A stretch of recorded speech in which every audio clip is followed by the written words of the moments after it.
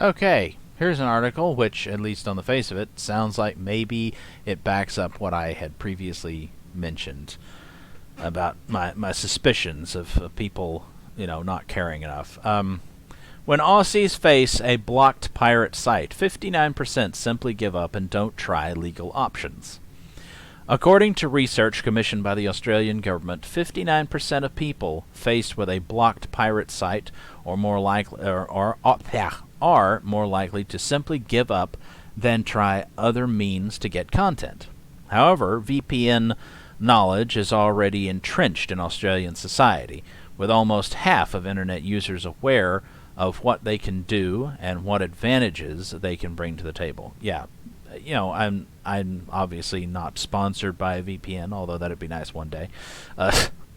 But I have one. I have a VPN, and I would suggest other people consider it as well. It's I mean, if for no other reason, then it's really fun to be able to get around a geographical block. Like it's not the case anymore because I don't fucking care about Doctor Who anymore. They've killed it. But back in the mid 2000s when Doctor Who was new, it's like there was all this digital content you're supposed to go to the BBC website for, and you went there and it's like, this is your access to this site is blocked to the United States or whatever because of rights reasons, and it's like, would have been really cool to have a VPN back then, because then I could have just turned it on, gone to a UK server, and then look, I can get your shit. Fuckers. Anyway, after years of work and changes to the law in 2016, an Australian court agreed to order the blocking of several pirate sites headed up by the infamous The Pirate Bay. See, it's so funny. I mean, there's probably plenty of pirates in Australia, which is, it's in keeping with the fact that they were all prisoners, right? So it's, they're all a bunch of criminals down there. But their government, it's like the government just doesn't understand. It's like the government of Australia ought to be proudly pro-pirate or something. It would be in keeping with their cultural heritage.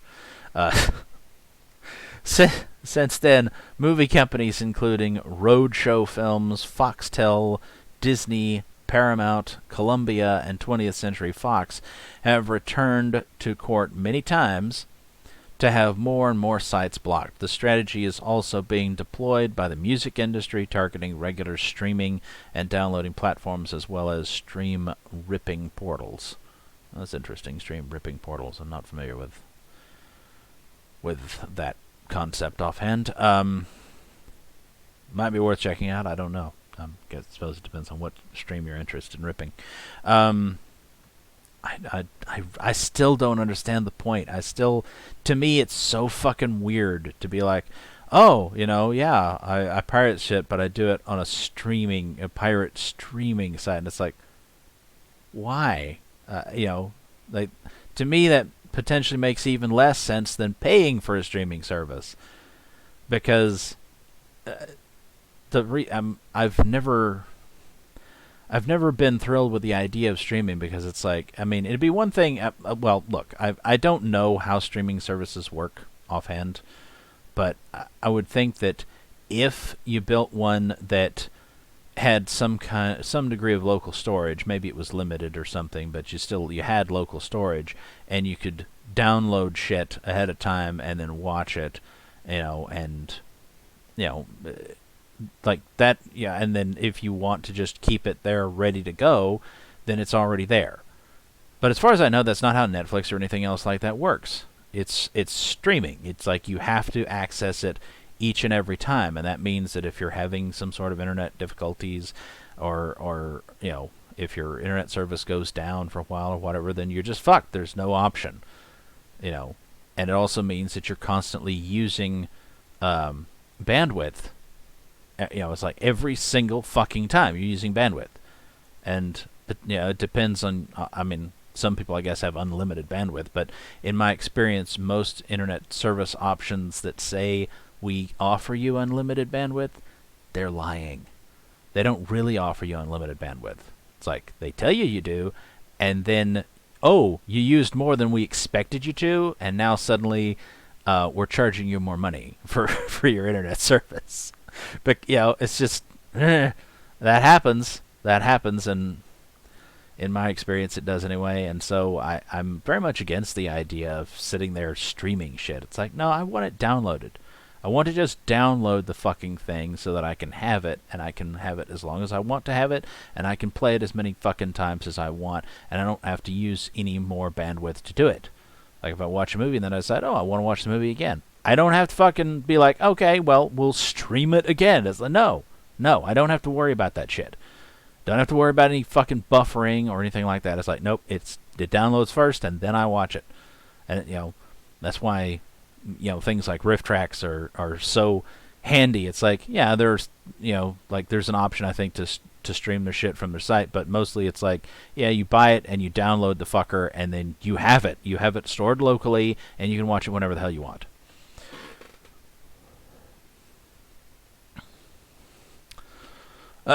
There has always been a question mark over how many consumers will respond to blocking. The entertainment industries believe that it can only lead to more sales, but hardcore pirates are less convinced.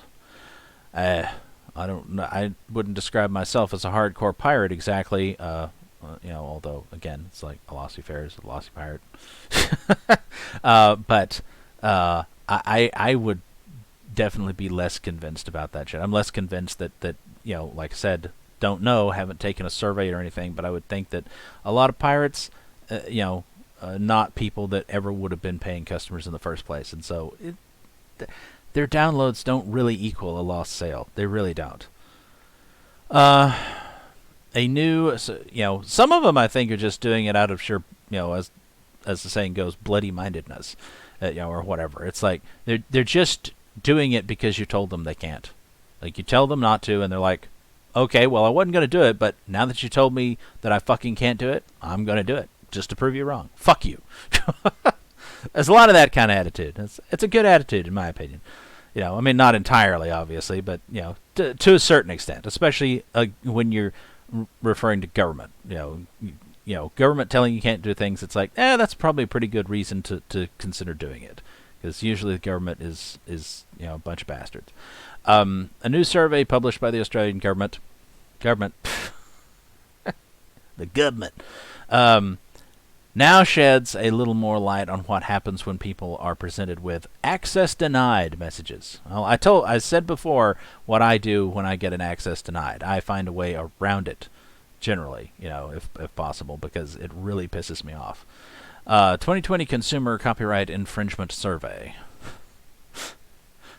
Since 2015, the Australian Government Department of Infrastructure, Transportation, Regional Development and Communications, boy, that's a long title, has commissioned, does that spell anything? Ag Dit Riddick? I don't know. Has commissioned annual surveys into users' internet activities. So what, they get people to report that, yeah, I pirate stuff. Don't tell the government that you steal things, okay? Just FYI, don't do that. Don't tell them that you're doing something they consider to be illegal. Whether it should be considered illegal or not, it doesn't matter. It's like most people, I mean, I don't, but most people smoke weed.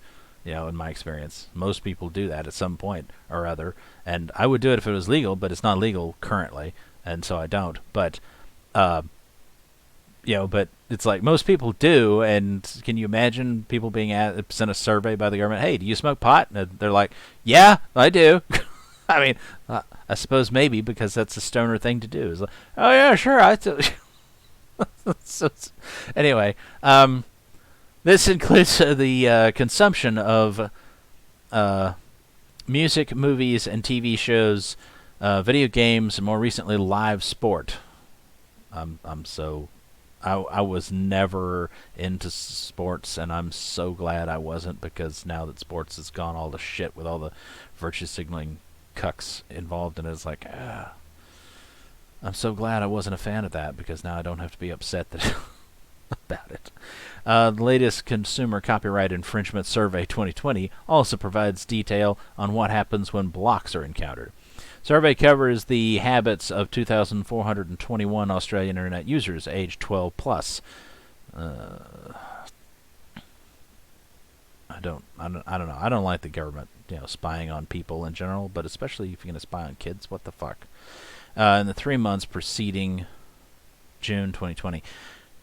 During the period, the vast majority, 76%, reported that no blocked sites had been encountered, while 12% were unsure. The remaining 12% said that they had indeed faced ISP blocks and responded in various ways. Pardon me. Responses to facing an ISP block of a pirate site. Interestingly, 59% said that rather than take any other action, they simply gave up trying to access the site/content they were looking for. Just over 1 in 5, 21%, said they sought alternative lawful access to content, while 6% and 2% admitted to looking for free and paid pirate content, respectively.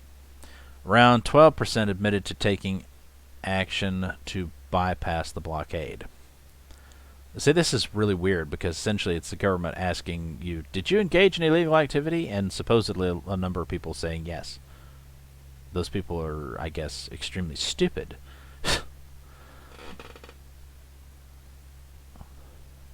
However, when seeking to evade a website block, 47% of bypass inclined users said they turned to VPNs. That's a good option. With just over a third, 34%, turning to a proxy website. Just over a quarter, 27%, said they utilized a search engine to find an alternative site, with 14% changing the network proxy in their browsers. The responses add up to more than 100%, since some users utilized multiple techniques. Aha.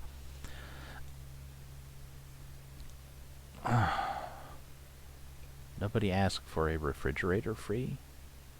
I don't know what the hell that is. How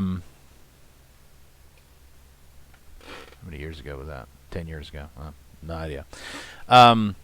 Those who had not faced a block in the previous 3 months were asked what they would do if they encountered one. A significant number, 71%, said they would simply give up, and 20% reported they would seek lawful access. Just 7% said they would attempt to bypass the block, and the majority, 53%, suggested search engines as a solution, and 31% indicating they would use a VPN. Don't tell the government what you're going to do. And if you do tell them something, lie to them. That would be my advice. The government has no business, not the Australian government, not the American, nobody's fucking government has any business knowing exactly what their citizens are doing or plan to do. Fuck them. Unless we're planning on blowing up our fellow citizens or something, then they don't need to know what we're up to. When comparing those who had sourced unlawful content in the previous 3 months to those who hadn't, infringers were more likely than non-infringers to have encountered a block, 21% versus 8%.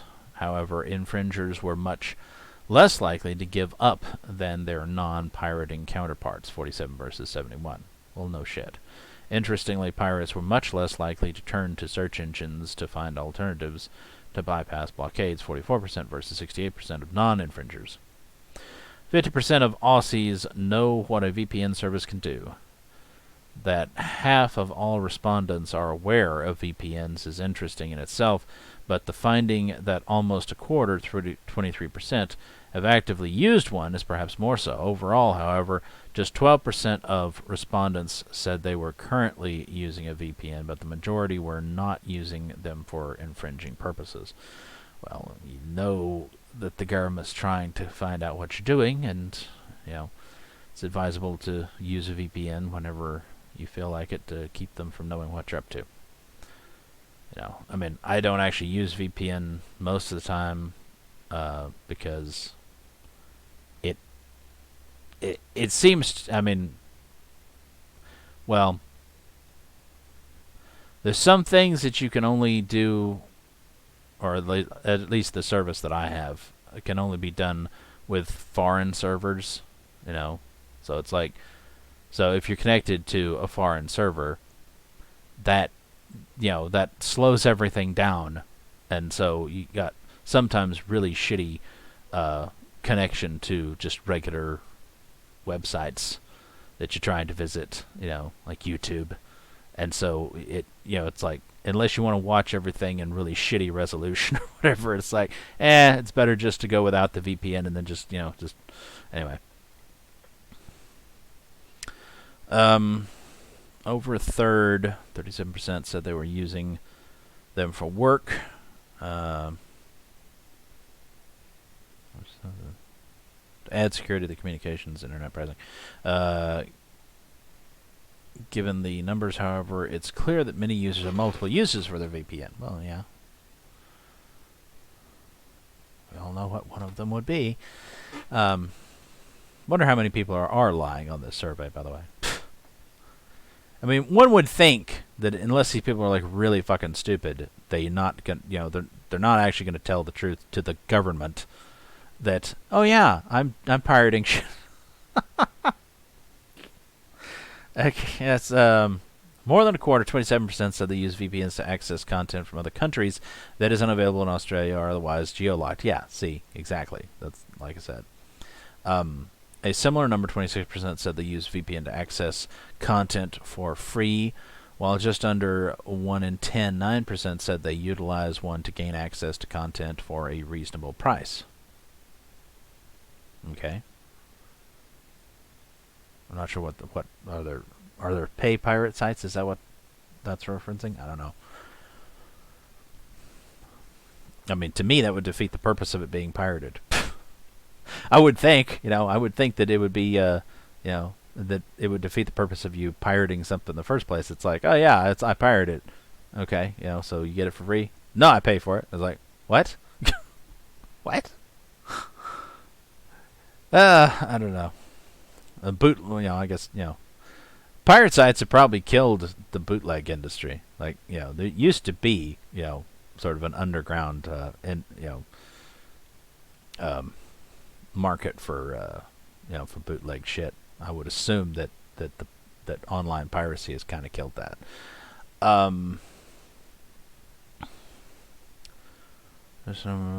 Said they utilize again. There are differences between consumers who pirate content and those who don't.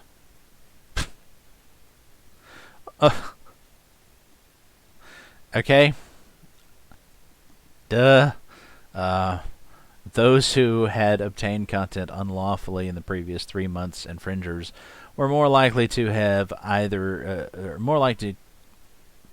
ever used a VPN service, 40 versus 22%, and more likely to be using a VPN service now, 20 versus 11%. That more people overall are using VPNs to access paid legal content from overseas. Okay, that's what they're talking about. So when like HBO Max is not available in your country or whatever, and so you connect to a country where it is available and then subscribe to it there. Okay, hey, whatever. Or to obtain content at fairer prices. Yeah. If only it was as easy to get like physical items, Like, I mean, if you go down to, you have to physically cross the border, as far as I know. But if you go down to Mexico, it's like you can get prescription drugs like really cheap. Whereas up here in the States, they're ridiculously expensive. Fair prices. Then pirating is a reasonably clear signal to entertainment companies that problems still exist and need to be addressed. Indeed, if this gap in supply had been addressed earlier, it's certainly possible that much less than half of all respondents would have been aware of VPNs in the first place, and might not be using them today in other scenarios, including bypassing pirate site blockades. Published by the Australian government. The full report can be found here, and yeah, that's a link to a government website. Fuck that. I don't know. I still, I mean, obviously some of these people are willing to pay for shit if they can get it either at a decent price or if they can get it at all, because the services are not offered in their countries or whatever. But I still maintain that, my suspicion, I suppose that's really all it is, but I still maintain my suspicion that people who, download things through piracy mostly are doing so because it's free, and if it wasn't, if there was just no way other than to pay for it, they probably wouldn't bother. They might for the occasional thing, but not for all the shit that they probably pirate. They probably pirate a bunch of stuff, and they're only kind of interested in it. They're not interested enough to spend money. So if they had to spend money on it, it's like, nah, not gonna bother. So I would maintain that the likelihood is that that creators, publishers, whatever, it's like you should not view every single pirate download as a lost sale, because it really isn't. Like it's really just not. Some of them are, but, and especially the people who are just who are trying to access services that they don't otherwise have access to. It's like, yeah, those are lost sales because because you're not on top of that shit. But like most of the pirate downloads, I think, not really a lost sale. It's